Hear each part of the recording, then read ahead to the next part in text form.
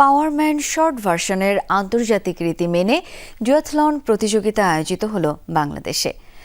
রাজধানীর পূর্বাঞ্চলে এর আয়োজন করে অ্যাক্টিভ পালস। আয়োজক ও প্রতিযোগীরা বলছেন, সুস্বাস্থ্য ও আন্তর্জাতিক মানের অ্যাথলেট তৈরিতে এমন আয়োজন আরও প্রয়োজন।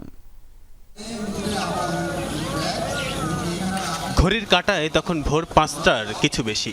রাজধানীর পূর্বাঞ্চলের মাস্টারবাড়ি চত্বরে জড়ো হয়েছেন শতাধিক নারী পুরুষ। দৌড়, সাইকেল, দৌড়, ভিন্ন ধরনের এই প্রতিযোগিতার নাম ডুয়াথলন। এতে প্রথমে কিছুটা পথ দৌড়ান প্রতিযোগীরা, পরে সাইকেলে করে যেতে হয়। এখানেই শেষ নয়, শেষ হতে না হতেই আবারও দৌড়াতে হয় কিছুটা পথ, তবেই সুযোগ পাওয়া যায় বিশ্রামের।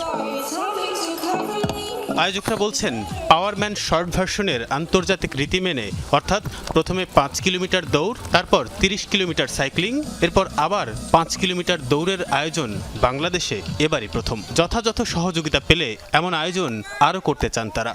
আপনি রান করে এসে আবার সাইক্লিং করবেন, তারপর আবার রান করবেন, এটার জন্য আসলে অনেক ট্রেনিং দরকার, অনেক এন্ডুরেন্সের দরকার হয়। চেষ্টা করবো বিদেশি ফ্রাঞ্চাইজ যেটা পাওয়ারম্যান বলি বা এটার সাথে কাজ করার জন্য ইনশাল্লাহ।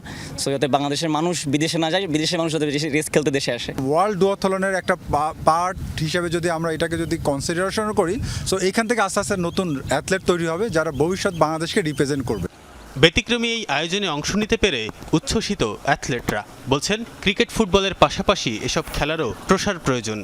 ইন্টারন্যাশনালি বাংলাদেশকে অনেক উঁচু পর্যায়ে নিতে চাই, তো দেশের মধ্যেও যদি এরকম একটা রেস পাই যায়, তা আমি নিজেকে প্রস্তুত করতে পারি, তাহলে আমার জন্য বেশ ভালো। মোবাইলে এডিক্টেড বা গেমে এডিক্টেড, তারা এই ধরনের গেমে আসুক, দেখুক। বাইরের দেশে আমরা যাচ্ছি রেস করতে, বাইরের দেশে মানুষজন আমাদেরকে চিনে, আমাদেরকে চিয়ার আপ করে, বাট আনফর্চুনেট আমাদের দেশের মানুষ আমাদেরকে চিনে না। এটা আমাদের জন্য খুবই কষ্টদায়ক। এরকম একটা ইভেন্ট অ্যারেঞ্জ করতে যথেষ্ট আপনার রিসোর্স দরকার হয়, হ্যাঁ, ফাইন্যান্সিয়াল ইনভলভমেন্ট লাগে, মানুষের ইনভলভমেন্ট লাগে। ওই জায়গাগুলোতে আসলে প্রশাসন যদি এগিয়ে আসে। অ্যাক্টিভ পালসের এই আয়োজনে media partner Jamuna television. Tanfir Siddique Tipu, Jamuna news, Dhaka.